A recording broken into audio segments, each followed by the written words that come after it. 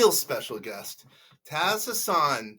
Did you know that we have a very, very experienced commercial property loan origination guru here at vastsolutionsgroup.com? Well, if you didn't know it, now you do. Tas, thanks for coming aboard. I'm so excited, not only because you're here just today, but also to really expand commercial property finance in so many ways. Thanks for being here. My pleasure. Thanks for having me. Really excited to work with you. Well, that's good stuff. But actually, today we're not really only talking about us working together. We're going to we're going to add value to the audience. The audience, mainly, entrepreneurs, usually people who are real estate investors. Most of them are commercial property, investors who have, pretty high net worth. Some of them have, a net worth is, maybe let's just say around 5-10 million, all the way up to, some really wealthy people. So let's kind of keep remembering that fact, and then let's somehow add value to them, because that's what they want to do, is walk away from this either call or this 30 minutes getting value, so we can enrich their life and they can enrich their life. Make sense? Makes sense. Sounds good. All right. So, Tas, you're a New York guy. Go ahead and tell me a little bit about your background. I think people will really enjoy it because it's a very, very unique background. Go ahead. Yep, sounds good. So I've spent the vast majority of my career at JP Morgan. So I started as a freshman in college, was fortunate enough to get a scholarship for them to pay for school. So I interned for them for all 4 years while I was in college, and then spent the next 18 years or so working full time. So JPM lifer, went from intern, analyst, associate, vice president, executive director, and a credit executive for large multinational companies where I did debt underwriting. I was basically the credit executive, writing the credit agreement, executing those to allow companies to borrow, hundreds of millions to $1 billion sometimes, that we would syndicate out to other large banks. Are you serious? You really did loans for $1 billion? $1 billion plus. Yep. We're talking about leveraged buyouts for corporations that went private. That's companies like KKR would take, a company public to private, do some changes, improve the efficiencies, and take them out public again and make the returns from that transaction. Would it be correct to say if you know how to do $1 billion loan, you know how to do a $10 million loan? Yep. I treat every loan the same, right? You can't weed out the smaller deals. I treat the same, each deal with the same amount of attention and diligence. So yes. Wow, I didn't even know you did $1 billion. That's pretty impressive. I know you had like 400 billion under you in some way globally at JP Morgan. I know. 40 billion of 40 billion. I think it's 40 billion. I mean, that's Yep. unbelievable. That's a real number too, Yeah, that's a portfolio management number. So we underwrote a deal and we, do portfolio management, make sure it's performing the standard through the life of the deal. So that's what that 40 billion. Usually what happens, you would underwrite a very large deal, let's say $1 billion, but you keep 10% of or less. You syndicate out the rest to other banks. Wow, dude, and I'm not just saying this. You have a killer background. So let's go. Let's at the outset. So are you like the first in your family to go to college? I mean, do you have any cool background Yeah. elements like that? Well, the first one in the US, my dad actually was a big salesperson in Asia. We're Huh. originally from Bangladesh, which, believe it or not, is the second biggest apparel exporter next to China. Hmm. So if you check a lot of your clothing, if you don't see made in China, made in Bangladesh might be the next best thing that you'll notice. So he had a big company exporting business, then decided to come to the States like a lot of, families do for the Mhm. benefit of their children and their education. So myself and my older brother came with my parents. My dad gave up a lot, honestly. The business here didn't work out as he planned. So I worked my tail off to make sure it was worth his time and efforts. Like my mom kind of went from being a sit at home, wife to like working a lot of jobs just to make things happen. So kind of saw night and day on both sides and work very hard to make sure my parents made the right choice and try to give back to them as much as possible, and also make sure my kids don't go through the same struggles that I did. I have two daughters in college, in the liberal arts space, so I also have that as my motivation. Yeah, two daughters. That must have meant you had a hard time getting the bathroom, right? Everyone's fighting for the bathroom, right? Especially after we moved into the new house. Yeah, but they take priority, so I wake up earlier and do what I need to do. I get it. I get it. Yeah, you're a good guy. You really are. I'm excited. I'm glad. This is a great time to spend with you. I love spending, time with you. Every time I chat with you, I learn something more about not only you, but about commercial finance, et cetera. So I'm going to get into some commercial finance stuff. So, Yep. um, obviously, you've been in it for a while. For the short time or for the while that you've been into it, how have you seen it change? Just in general, the commercial property world, how has it changed? Yeah, I mean, a lot goes with the rate environment and the market itself. Like right now, we're probably entering a time when, given the rate situation, there might be a lot of distressed properties coming out. Mhm. But not to sound like a contrarian, but those are actually a great time to invest, right? Because you're Mhm. going to get a lot of distressed properties at low valuations. Then really what the market is down the road is going to be a lot higher. So if we've all heard the expression buy low, invest, sell high. If you're looking at the right opportunity to invest, this would be a great time to do so. It's kind of funny that people sadly people buy high, sell low, right? I mean, it makes no sense, but that's just how it is, right? Not by choice. Sometimes, I mean, we've all been there from buying at the wrong time in crypto, just holding on to try to get your price back. But it will. There's a lot of things going on that I think if you're patient and have a longer term view, you would understand that this is actually a good time to invest in commercial real estate. Yeah.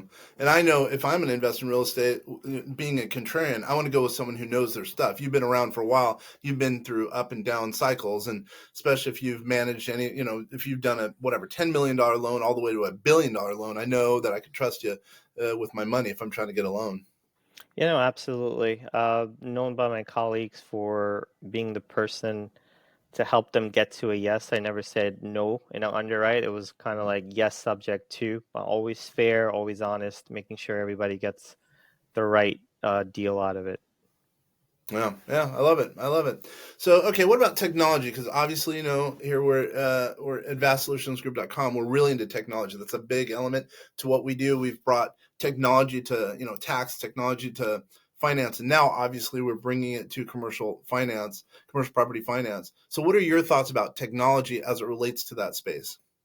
I think technology is a great platform that people should buy in on. Automation, AI. I took a certification course in Yale School of Management on data analytics, right? So I initially thought human gut feeling intellect would prevail, but the Mm, program really taught me that, you know, you really have to go with modeling to get an objective answer to something that you might mess up subjectively.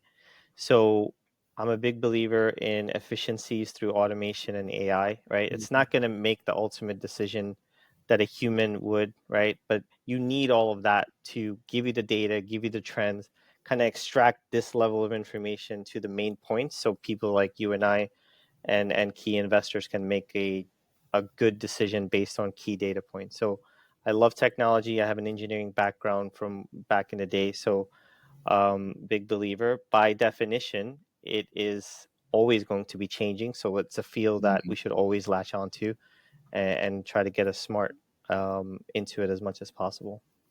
Yeah, you just threw in you're an engineer by background. What do you mean? I didn't know that. Your background, again, every time I talk to you, I learn something more. What do you mean you have an engineering background? Yeah, so I actually in my high school was the salutatorian for the computer and engineering program. Mm, So this was before college where I changed it to accounting. I liked engineering. Engineers are known for solving problems. That's really what I was into. hmm Take a problem, try to find out the best solution to try to solve the problem. So I have that mentality there, and I've kind of threw that into accounting, which was too objective, too by the book.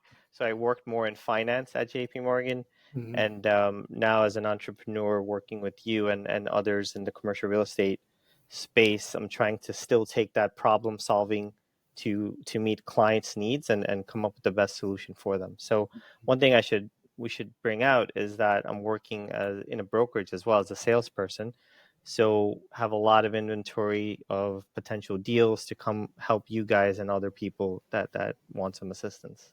Yeah, explain that. So, can you only work in New? No, explain what you mean by at a brokerage. Go ahead. Yeah, so I work at Griner Malts. I would get my sales license in New York, so independently I could work on New York properties only, but our colleagues work in Jersey and other areas, so I can bring them the deals and still meet the client's needs. So what a broker does is basically we don't hold the properties. What we're doing is helping an investor buy properties and Hmm. helping a business owner sell their properties and their business if they don't want that. Along with that, I would help the business owner with valuation, marketing, and other ancillary businesses. Vast Solutions is bringing a key aspect of the picture that we were missing before, which is financing. So I'll be the internal finance guy for Griner Malts, along with my own deals that I source for friends and family and other investors as well. Hmm. Obviously, thanks for that. That was very helpful. So obviously, you being a managing director here at vastsolutionsgroup.com on the commercial property finance side, I mean, that's a big role. You're going to be, we don't have like managing directors all over the place. So that means you're a big time guy for us, and you're going to, help lead the direction of commercial property finance unit. So what are your thoughts going forward? What do you see for that division, for that unit going forward? Yeah, I'd love to grow that out in New York. I'd like to bring a lot of the people I've interacted with through my time. Something else that I do is career coaching as a aside, right? I've done that for free pro bono for pretty much most of my life. What a nice guy. Um, yeah, now as I left JP Morgan, I'm starting to actually charge for that. But I've built so many great relationship with young people that see me as a mentor now, even after we stopped doing kind of like objective coaching. So have those people in mind, super brilliant folks that I want to bring on board. And given the tough job market, there are companies letting go of a lot of great individuals that have so much brain capital and great skill sets that I want to bring in under this team here and grow the business. Love it. Yeah, that's what we need. We want to help as many people as possible. That's So what it's all growing the about. business. Hmm. All right, so let's kind of dive into a little bit more, if you don't mind, commercial property and kind of the world. So, as I understand, I mean, I know you've obviously seen a lot of stuff over the 19 plus years you've been in JP Morgan. So, what's kind of one case study where you've completely helped a client who was whatever struggling to get finance, where you basically came in with the cape and became a hero? Yeah, I guess the most distressed scenarios are when a company is about to go into bankruptcy, right? They have no other out. They have to work with the courts and all of their lenders to make sure that they can survive through the bankruptcy liquidation stage and come out strong. So the way bankruptcy works, it's not meant to completely shut off the company. It's meant to have close supervision to make sure everybody gets as much on the dollar as they can, and then they come around that situation and they come out better for it. So, Mhm. as a bank, without giving up too much of the details, I can't go into specifics, but we're Understood. talking about a lawsuit given faulty products that they were putting into an automobile, right? That Mhm. had to force them to go into bankruptcy. So no other banks were trying to deal with them. They still needed their working capital funds, right, to continue to do business. So we work with these types of companies very closely. We work with our bankruptcy folks, our legal folks, to make sure we weren't causing more distress on them than they needed, and we were there through the thick and thin because these companies, it happens, right? You have so many market crashes, and a lot of the big names have gone through these and they've come out stronger for it, right? Mhm. So you want to keep that relationship. So I try very hard to make sure we can do everything for them in a diligent manner. Like we have to be protected. So whether it's terms like cash collateral with a good cushion or shorter terms in terms of borrowing periods, we do what we can to make sure that the client gets what they need, and as a firm we're also protected. So many situations such as that where no other banks wanted to help them, we came up with unique structures that made it work for us and them, and Mhm. everybody came out of it clean slate. That seems pretty good. I mean, yeah. Coming in with a cape on, that's exactly what you did there, right? Cleaned it up and made it so it worked out in the end. Absolutely, that's the goal. Everybody's got to win. Yep, yep, yep. So now let's shift gears to, let's just assume you're out there talking to someone who's thinking about becoming a commercial property loan originated person. Let's say someone's making $200,000 as a realtor at Sotheby's, as an example, and they want to get into the commercial space and provide loans. What are your thoughts about kind of making that transition? Is it a good time? Is it ever a good time? Does it not make sense? What are your thoughts on that generically? And that's a tough question, by the way. I realize that. Yeah, no, it's fair. I would initially tell them to do what I'm doing, is to keep that job because that's going to give you many leads, and then do the underwriting loan origination at the same time. Because Mhm. there you're going to your client saying, I can provide you with an A to Z solution to help you source deals. And hey, I can also help you finance them, make banks compete to give you the lowest rate possible. And your clients would love you for that. Mm-hmm. Mm-hmm. Yeah, that's smart. That's really smart. I think some people are afraid. It's like, is it ever the right time to get pregnant? Is it ever the right time to get married? I think some people are afraid. I think people think, going down the commercial property loan origination route kind of makes sense for a lot of people, but they might be afraid. And I think I like to say here at vastsolutionsgroup.com, we have a good kind of platform for allowing people to do that. But that's the reason I asked that. I mean, Yeah, the it's a tough platform's question. great. Yeah, the platform's good. I've taken a look at it, and I think it's very user friendly, very intuitive, and makes things quite efficient and run effectively. And speaking of platforms, like why is it? This is a weird question. Why is it that commercial property loan world is so backwards? I mean, people are still using paper, and I mean, that's not far fetched for me to say that they're still using paper, and you have to go to one or two banks. You hear a no from one bank, you hear a yes, and then but you don't like the rate, so you have to go to another one. Why is it that commercial property financing is in the Stone Ages per se? Well, we're talking big dollars, right? So you're going to have kind of old money, the good old boys club, whatever you want to call it, which is fair, right? So these are the big pockets that are used to doing things a certain way. They're not so much interested in artificial intelligence or competing with, or trying to source their deal with many banks, right? They have Mhm. relationship banks that have stuck with them through thick and thin. And what we're doing is bringing them efficiencies and saying, hey, I know you have a great relationship with this bank. We can still use that bank for a quote, but let us show you. You would be doing yourself a disservice by not seeing what these other banks can do for you. I can So, appreciate someone having a relationship. I get that. I totally get that. But mm, I think at the same time, you can augment that relationship. Let's just say someone, your buddy will give you, making up a number, 7% rate. You get a 7% rate, great. But all of a sudden, let's just say because of technology, you can end up talking to a whole number of banks. Let's say instead of one bank, you're talking to whatever, 20 banks as an example, and you end up with a pretend 5% rate. Well, sure. Then the question is, how much are you going to pay for that relationship? And, but then again, on the flip side of that, well, maybe, who knows, maybe because you have that relationship, you potentially could lower the rate even more. But at least having, you get your cake and eat it too. You get two different options: one, the relationship; two, maybe technology. And I like that. I like getting, again, cake and eating it too. I like having two options or more than one option. yeah, and like you said, if nothing else, you take your relationship bank and keep them honest, right? Like if they're telling you 7% is a great deal and you're showing them everybody else is giving me 6 or 5, put your money where your mouth is and come Mm. down to earth, right? So, I do agree with that. I do agree with that. And I think going forward, I think, like I mentioned before, I mean, technology. I think we've used technology to help us lower taxes for entrepreneurial clients. mhm. We've used technology to help better our clients as far as finances and retirement. And I think, again, this it's kind of the next step in using technology for commercial properties.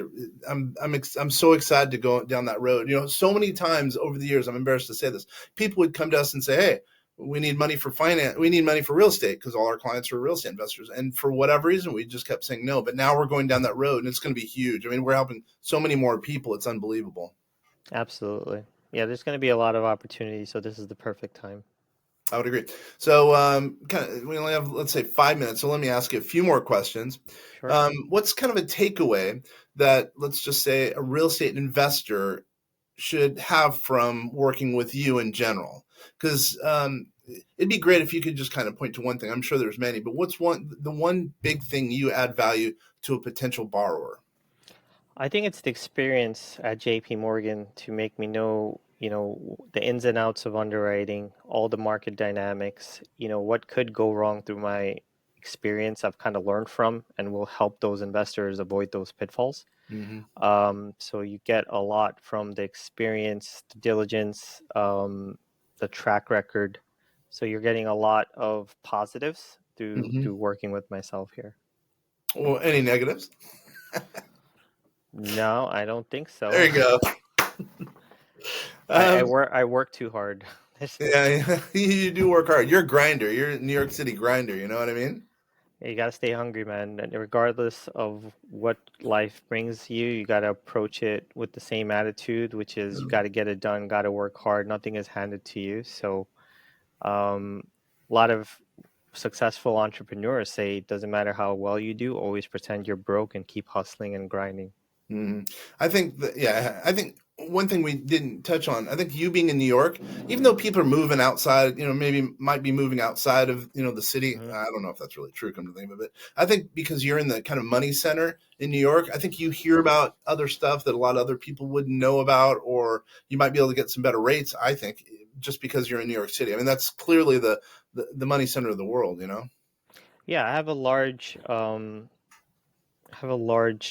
network of investors and financial institutions that I can also go with and try to bring in the relationship aspect I had with them because I was the underwriter and my other role was the control manager for every type of company. So I have the relationship bankers from my old company. I have client contacts at the financial institution, so I can try to get the best rates from that perspective as well.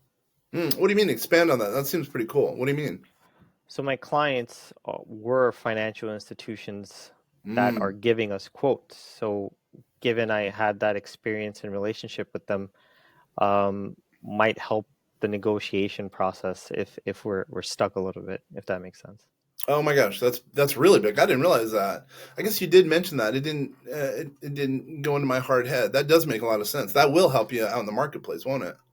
Yep, absolutely. I mean, there's a fiduciary duty and you have to keep things at arm's length, but if there is any wiggle room, the relationship that I have will help.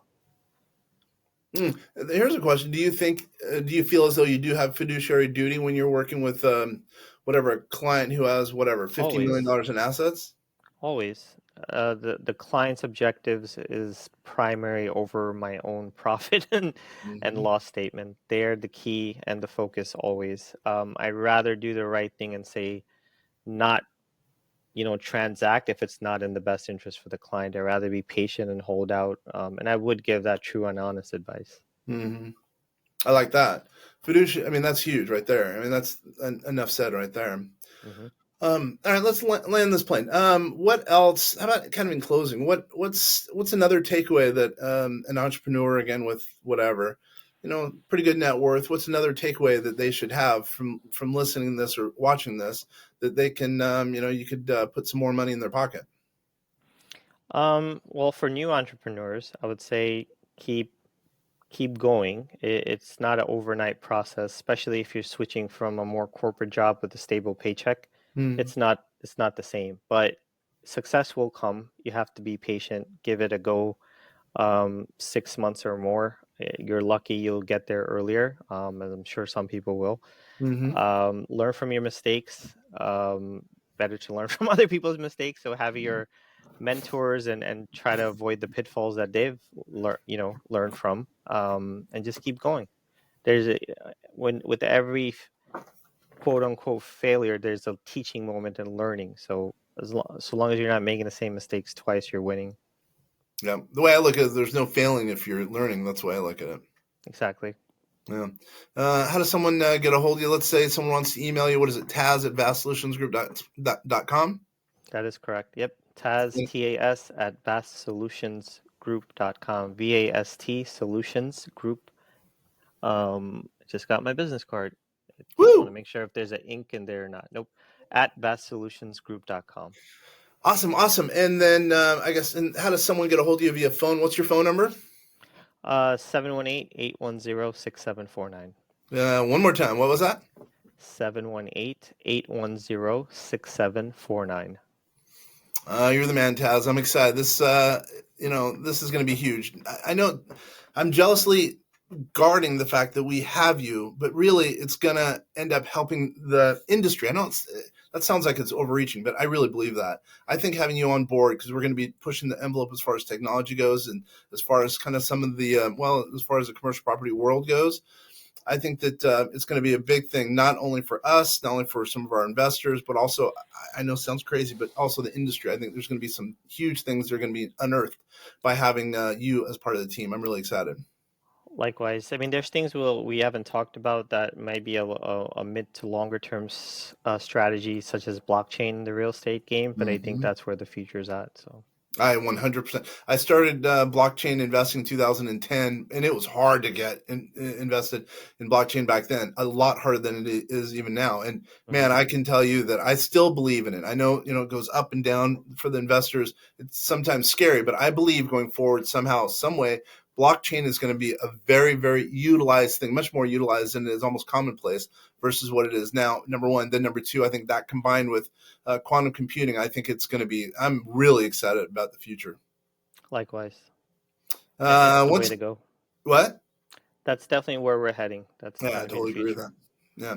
So everyone, thank you very much for spending the time. You've been here for about a half an hour. Hopefully this has helped you. It's added some value to you.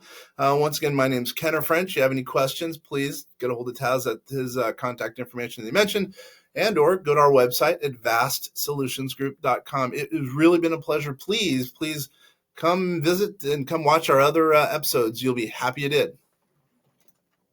All right. Thanks, Kenner. Thanks, Dude, you're the everyone. man. I totally appreciate it. You got it. All right. So